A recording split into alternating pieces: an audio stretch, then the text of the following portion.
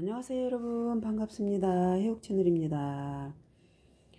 저희 베란다에서 키운 이제 가재발 생장하고 호야인데요.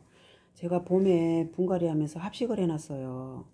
제가 이제 누차 그 영상을 다른 영상 보여드리면서 우리 호야하고 가재발 생장하고 같이 합식해서 잘 크고 있다고 한 번씩 제가 이렇게 소개를 해드렸던 그 선인장인데요. 이렇게 지금 잘 자라서 꽃이 만발이 됐습니다.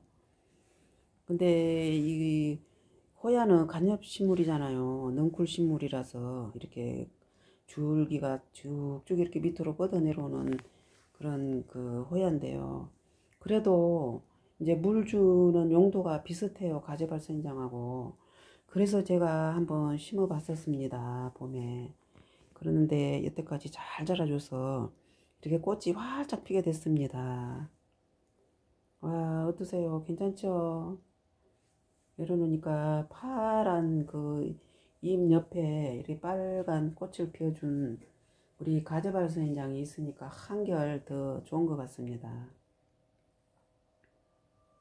여러분들도 합식해서 심으신 분들도 있을 거예요. 그런데 어떠세요? 잘 자라고 있죠? 꽃도 피고 몽어리도 지고 잘 자랄 것으로 알고 있습니다. 원래 가재발선인장이 겨울에 꽃피는 식물이잖아요.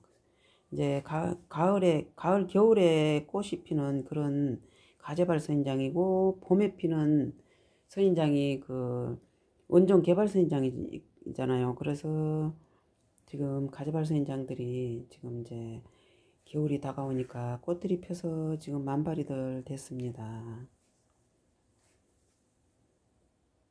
예, 둘이 비슷한 시기에 물을 줍니다, 얘들은.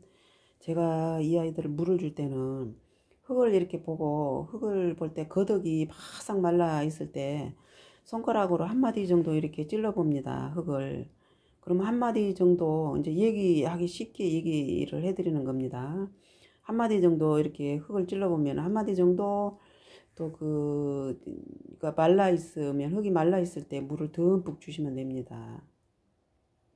예, 물을 듬뿍 주시고, 그 다음에는 이제 보통 뭐 15일에서 10일 상간에 한 번씩 주고 있고요.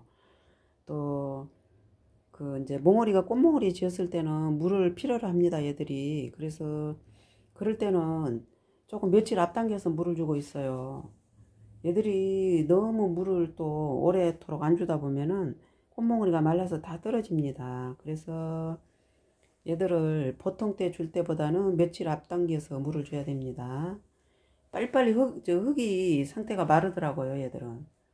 예, 꽃몽어리가 지금 한참 피고, 또 몽어리가 생기고 꽃이 피고 그러기 때문에 물을 많이 좀 원해요. 그래서 이제 15일에 물을 줬다면 한 10일에 물을 줘야 되고, 또 10일에 항상 물을 주신 분들은 한 8일 정도에서 예, 물을 그 꽃 다 칠 때까지 좀 그렇게 줘야 됩니다. 그러면은 얘들이 건강하게 자라면서 꽃도 잘 피고 그렇습니다.